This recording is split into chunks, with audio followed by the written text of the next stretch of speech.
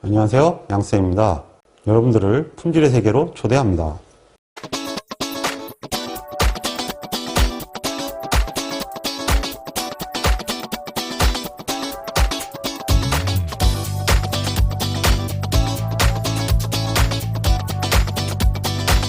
이번에는 순제곱합과 기하율입니다.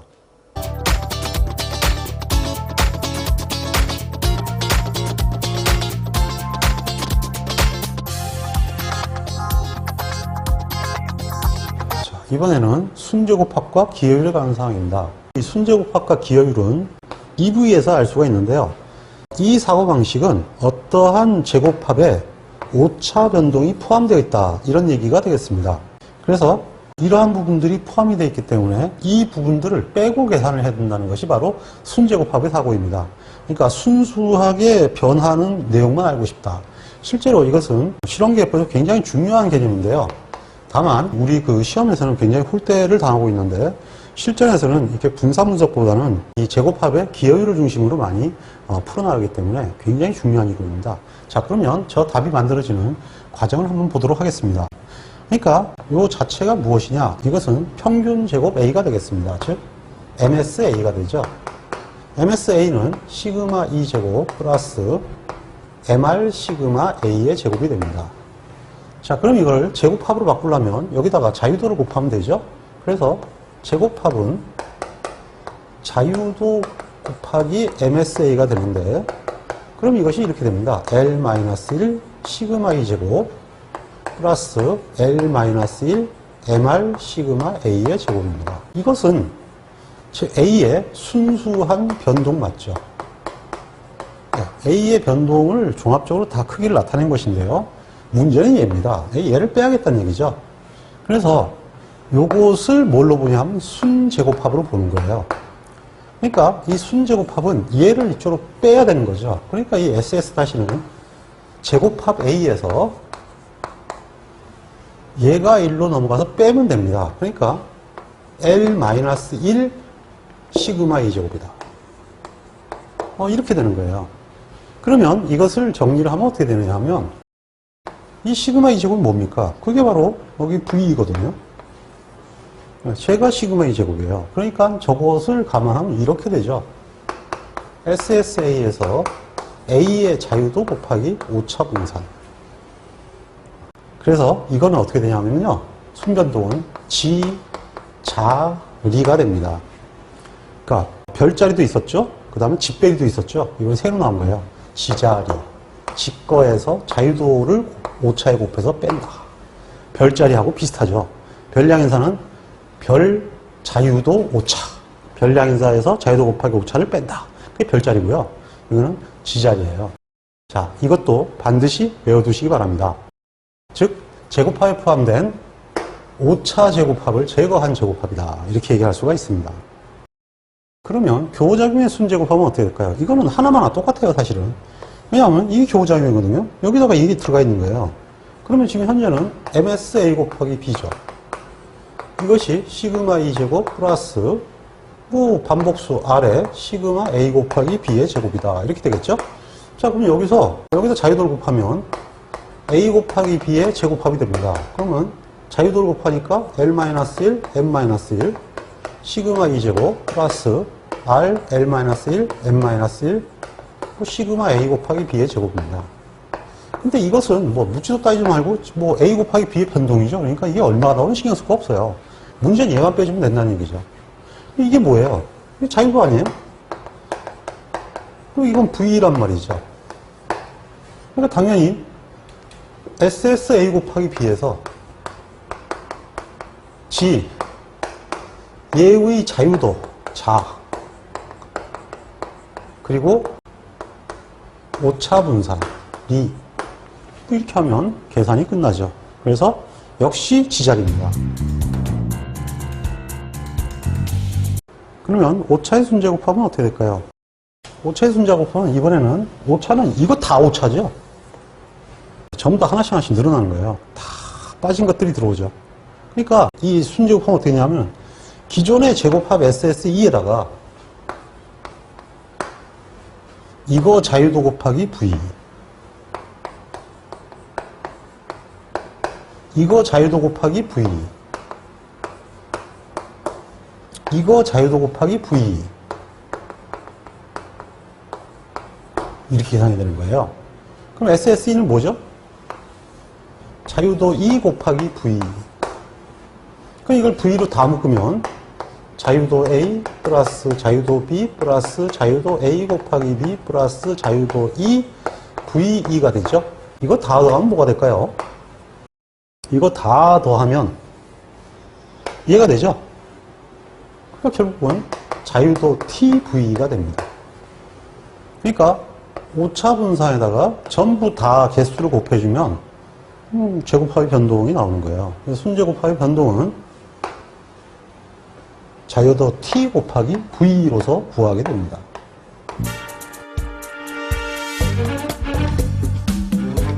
네, 이 상태에서 우리는 기여율이라는 표현을 많이 쓰게 되는데요. 이 기여율은 뭐냐 하면 전체 제곱합에 대한 순제곱합의 비율이 어떻게 되느냐 이렇게 묻는 거예요. 그러니까 A의 기여율은 전체 자유도분의 A의 순제곱합. 그러니까 A의 순제곱합은 어떻게 되죠? 전체 제곱합분의 A의 제곱합 마이너스 G자리 자유도 곱하기 오차 변동이 되죠. A 곱하기 B는 어떻게 되나요? SS A 곱하기 B의 순제곱합을 SST로 나누면 되니까 당연히 SST SS A 곱하기 B 마이너스 자유도 A 곱하기 B의 VE가 되겠죠. 마지막에 그러면 오차의 기여율은 어떻게 되죠? 오차의 순제곱합을 SST로 나누는 게 되죠. 오차의 순제곱합은 VE에다가 전체의 자유도를 곱해서 SST로 나누면 된다 라는 얘기가 되죠. 네, 별로 어렵지 않죠?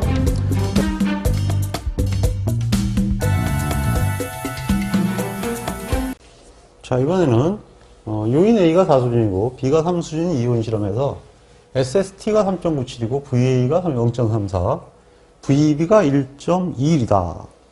이렇게 돼 있죠? 분사분석표를 완성하시오. 만들면 되죠, 뭐. 이게 지금 이온이네요. A, B, E가 되고요.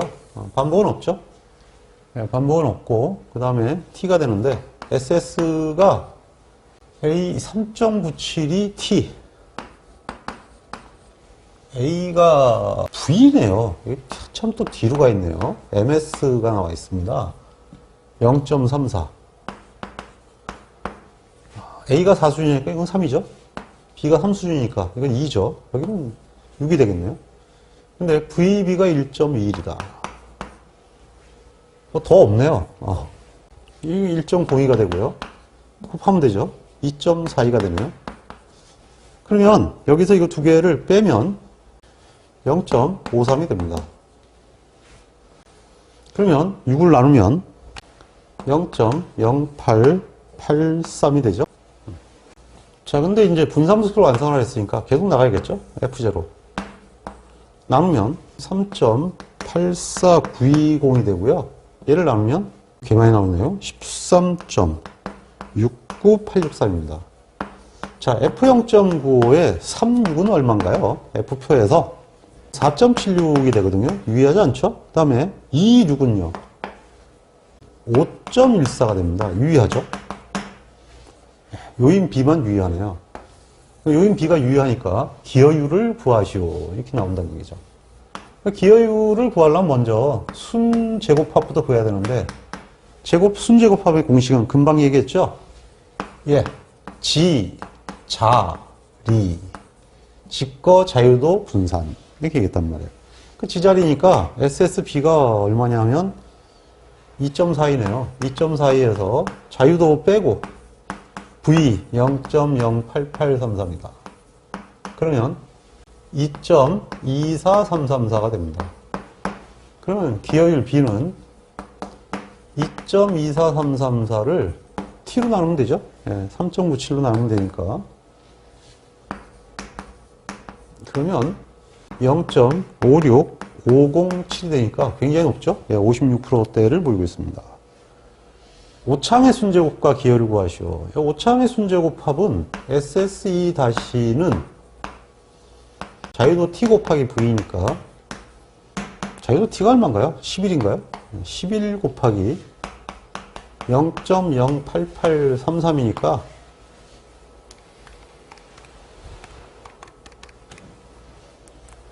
0.97163입니다. 그러면 기여율 2는 3.97로 나오면 되죠?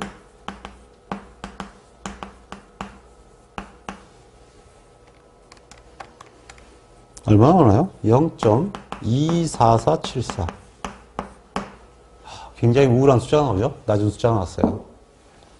자, 이와 같은 식으로 하게 되면 기여율도, 그러니까 데이터가 작거나 자유도가 작은 그러한 형태의 집단들도 기여율을 분석하면 전체적으로 우선순위라는 걸 찾을 수가 있기 때문에 적어도 아쉬운 대로 바이탈 퓨를 찾을 수는 있죠.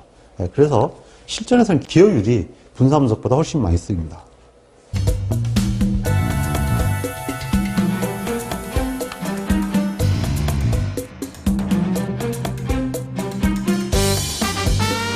그러면 개수형 실험기회법의 특징을 알아보겠습니다. 일단 요인은 모수 모형이어야 하고요. 그러니까 실험의 수준을 결정할 때 랜덤으로 설정하면 절대 안 됩니다. 그냥 직접 지정을 해야 되는 거죠.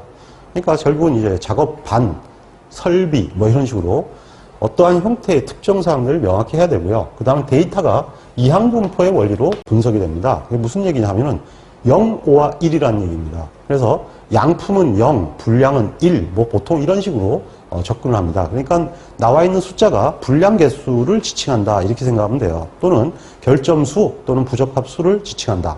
뭐 이런 정도로 이해하시면 되겠습니다. 그리고 이제 개수형 실험도 2호인 이상의 실험이 있는데요. 이 2호인 실험의 경우가 이제 좀 골치 아파요. 이건 무조건 일단은 모수요인이고요. 그리고 개수형은 근본적으로 반복이 없으면 안 됩니다.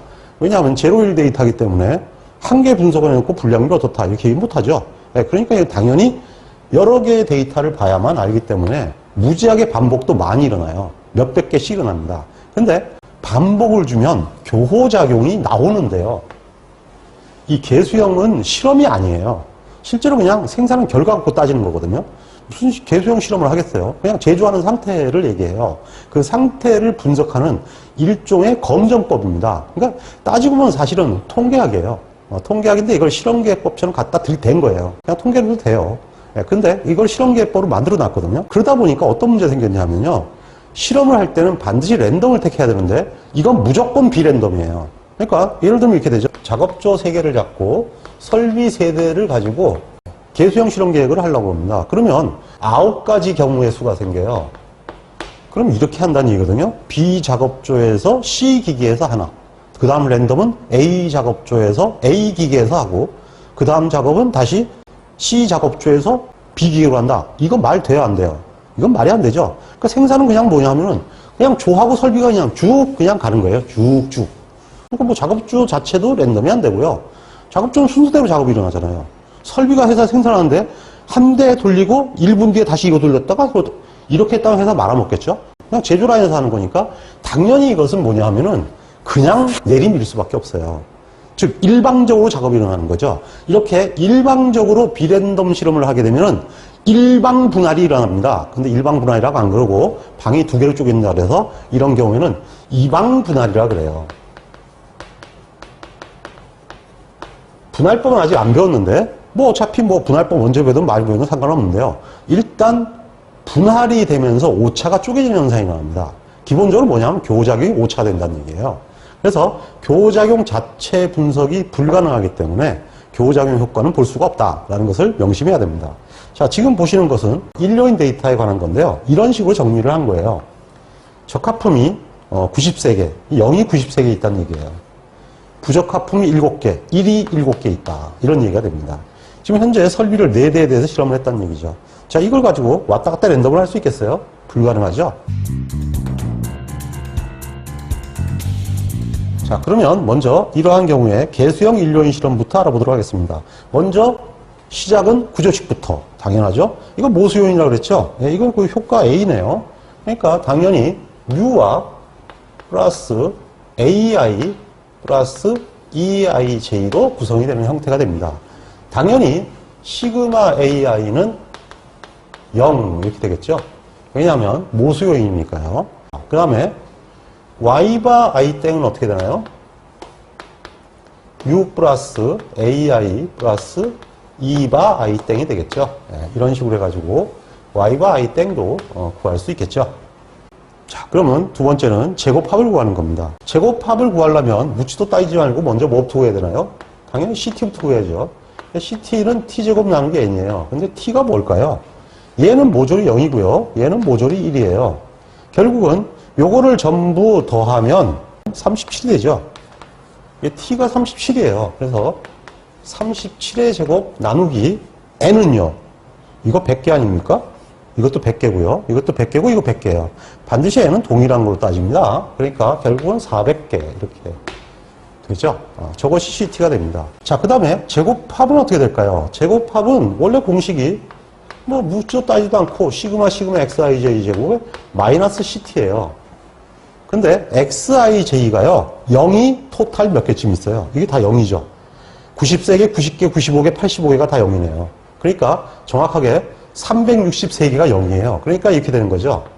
363 곱하기 0의 제곱.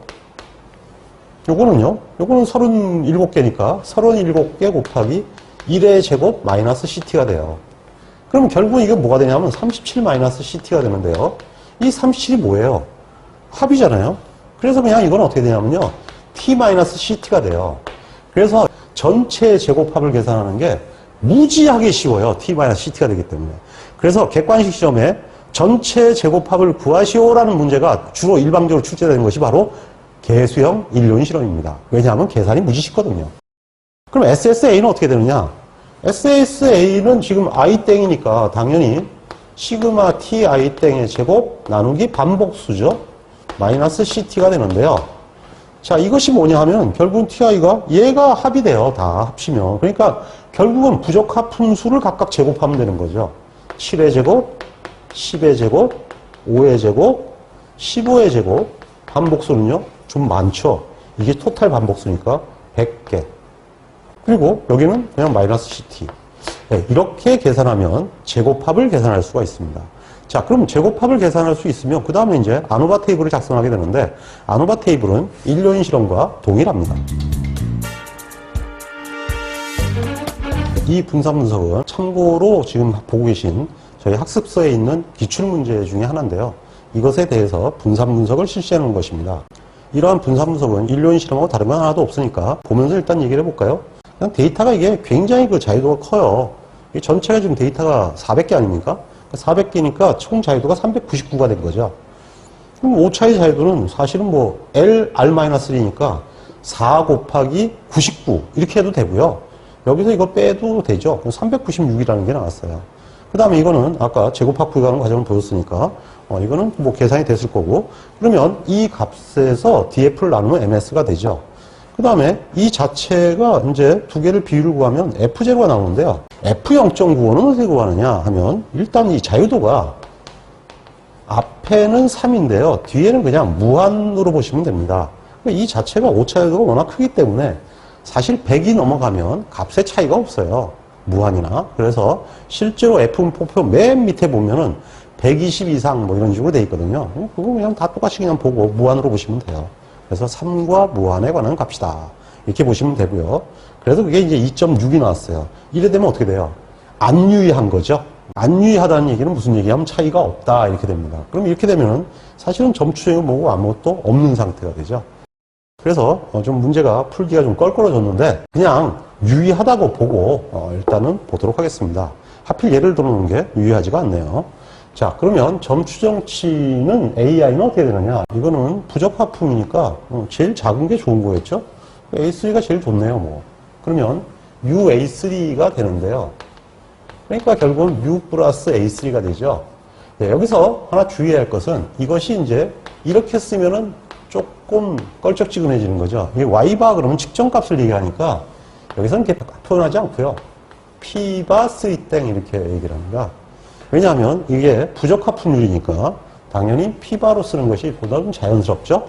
네, 그래서 여기서 표현은 P바로 표현하는 것이 옳다라는 얘기입니다. 그러면 결국은 100분의 5니까 0.05가 되죠. 네, 물론 유의하다는 가정하에서 하는 겁니다. 그 다음에 신뢰 구간은 어떻게 되느냐 하면은 당연히 0.05에 플러스 마이너스 t 0.975에 자유도가 들어가는데요. 이 자유도가 396이에요. 그러니까 396이니까 사실상 이걸 뭘로 보는 게 좋을까요? 이쯤 되면 이건 정규분포로 봐야죠. 그래서 이것을 여기서는 보통 아예 t를 안 쓰고요. 아예 정규분포로 써요. g는 0.975다. 1.96을 쓴다는 얘기죠. 그래서 이 계수치 분포는 유일하게 실험계획법에서 t 분포를 안 써요. 그리고 곱하기 루트. 자, 이게 p니까 이렇게 써야 되는 거 아니냐 이렇게 묻는 분들이 있어요. 근데 이것도 안 씁니다. 이거 실험계획법이잖아요. 그래서 p1-p를 안 쓰고 v를 씁니다. v니까 이해가 되죠. 이 값이 들어오게 되고요. 그리고 나누기는 뭐가 될까요? 당연히 나누기는 기본적으로 얘가 몇 개 갖고 나눴어요. 이거 n으로 나눴죠. 100개로. 그러니까 이것도 r이 들어오겠죠. 이 유효반복수의 개념은 다 똑같아요. 그러면 결국은 이렇게 나와 있다는 얘기가 되죠. 0.05 플러스 마이너스 1.96 루트 0.08336 나누기 100이다. 이렇게 이제 계산을 하게 된다는 얘기입니다.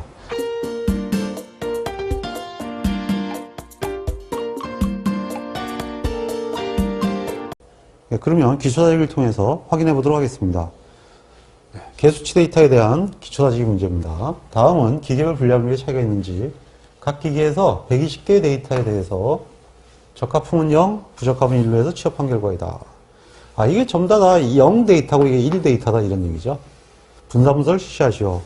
이 계수치 데이터는 분산 분석이 굉장히 땡큐입니다. 왜 그러냐면 CT는 어차피 이 부적합품 수를 가지고 계산할 수밖에 없어요. 그래서 t제곱 나누기 n이 바뀌진 않아요. 60의 제곱 나누기 총 데이터가 480개라는 거.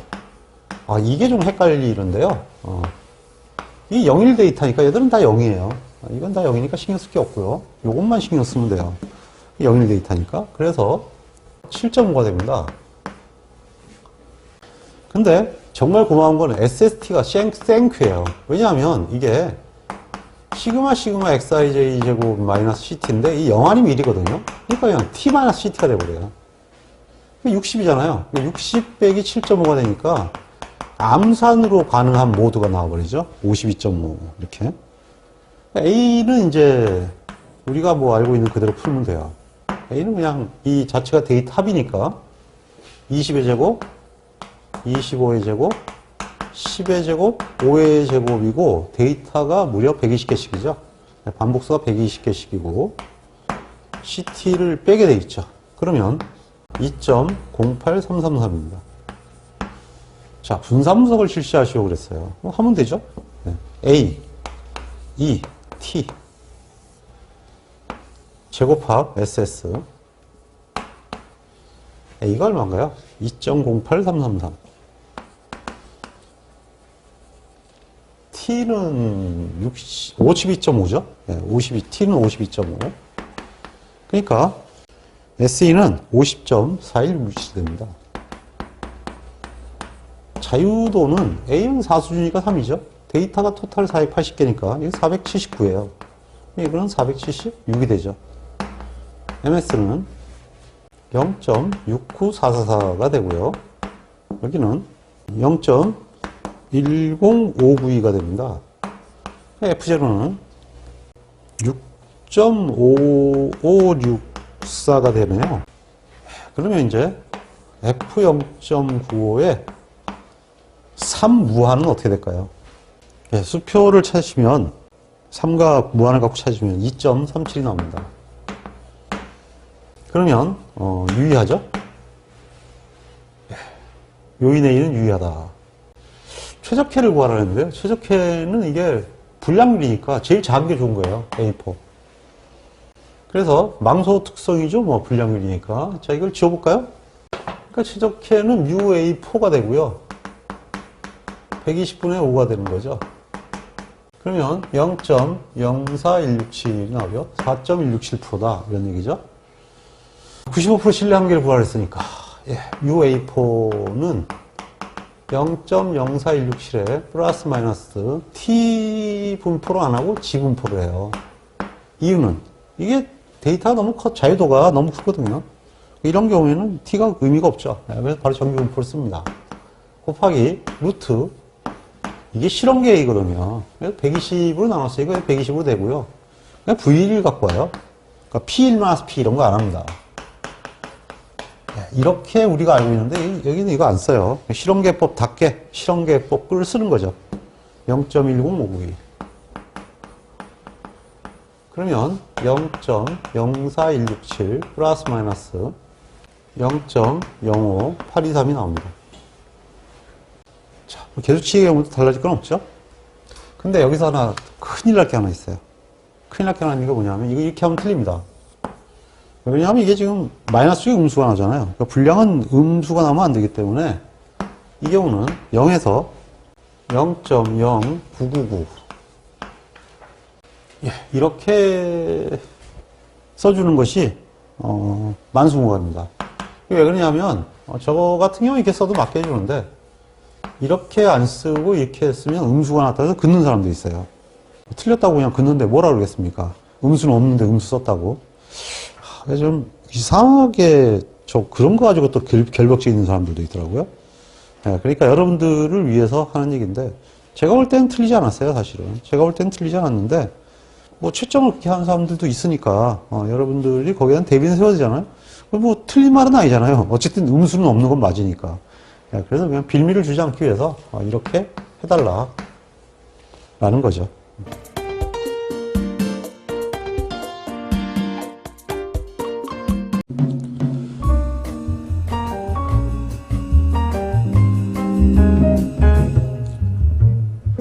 품질 경쟁력은 제때 제대로 행하는 것입니다. 양쌤의 품질 경영 산업기사를 활용해서 반드시 원하는 자격증을 취득하시고 품질에 관한 전문가가 될 수 있도록 응원하겠습니다. 홍콩 파이팅!